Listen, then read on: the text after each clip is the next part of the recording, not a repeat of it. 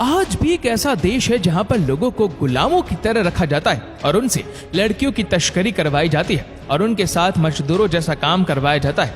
उनके साथ मारपीट होती है। साथ ही सुबह उठने के लिए उन्हें हाई वोल्टेज के झटके भी दिए जाते हैं। खाने के लिए सड़ा हुआ खाना मिलता है। लेकिन वहीं पर एक ऐसा भी शख्स था जिन्हें 200 बच्चे पैदा करने के लिए रखा गया था। जहां बाकी गुलामों की हालत खराब रहती थी, वहीं इसे अच्छा खाना पीना, बिस्तर सब कुछ मिलता था।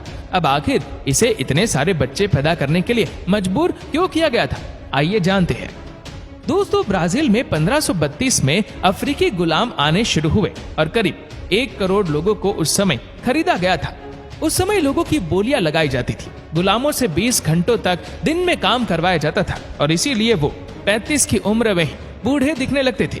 लेकिन दोस्तों, इन गुलामों में एक ऐसा भी गुलाम था जिससे काम नहीं करवाया जाता था और उसका खास ध्यान रखा जाता था। उस गुलाम का नाम था रॉक जॉस फ्लोरेंसियो और उसे आगे चलकर पाटा सेका के नाम से दुनिया जानने लग गई। पाटा का काम था अपने मालिक के लिए नए गुलामों को पैदा करना। कॉफी की डिमांड को पूरा करने के लिए अफ्रीकी लोगों को भारी मात्रा में गुलाम बनाया जाता था। 7 फीट से ज्यादा की हाइट वाला पाटा सेका बाकी गुलामों से बिल्कुल ही अलग, और यही अच्छा खासा शरीर ही पाटा सेका की गुलामी का कारण बना।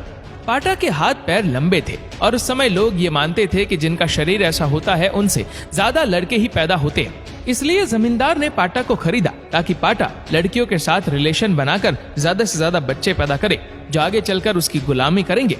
पाटा घोड़ों का ध्यान भी रखता और लड़कियों के साथ रिलेशन भी बनाता चला गया। कई बार पाटा को दर्जनों बार महिलाओं के साथ दिन में रिलेशन बनाने को मजबूर किया जाता। पाटा ने अब करीब 200 से ज्यादा बच्चे पैदा कर लिए थे और उनमें से कईयों को तो जमींदार ने बेच दिया और कईयों से जमींदार मजदूरी करवाने लग गया। भले पाटा को अच्छा और न्यूट्रिशंस खाना मिलता था, लेकिन उससे किसी मजबूर की तरह काम करवाया जाता था। कोई नहीं जानता कि पाटा सेका ने कितनी महिलाओं के साथ संबंध बनाया। अब आता है साल 1888 और इसी साल ब्राजील में दास प्रथा का अंत हो गया। पाटा सेका गुलामी से आजाद हो गया और अब वो नई जिंदगी की शुरुआत करने जा रहा था। एक दिन झाड़ू लगाती हुई औरत पर पाटा सेका का दिल आ गया और फिर पाटा सेका ने उस लड़की को शादी के लिए प्रपोज कर दिया और फिर दोनों ने शादी कर ली।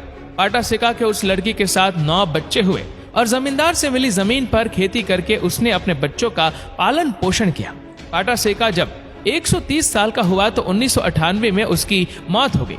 आज भी उनका परिवार पाटा सेका के वंशजों को ढूंढ रहा है।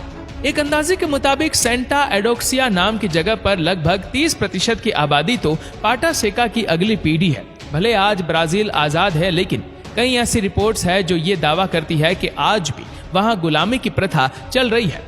फरवरी के महीने में तो वहाँ की पुलिस ने एक ऑपरेशन के दौरान 200 लोगों को आजाद करवाया और वह लोग अंगूरों के भाग में मजदूरी करते थे और ब्राजील से 3000 किलोमीटर दूर उन मजदूरों को लाया गया था। इस किस्से से आपको भी यकीन नहीं हो रहा होगा कि आज भी ब्राजील में ऐसा होता है। उन मजदूरों ने बताया कि उनके साथ मारपीट होती थी। सुबह उठने के लिए उन्हें हाई वोल्टेज के झटके दिए जाते थे। खाने के लिए सड़ा हुआ खाना मिलता था। भले आज ब्राजील अपने इस सच को छिपाता है, लेकिन दुनिया जानती है कि आज भी वहाँ गुलामी की प्रथा बरकरार है।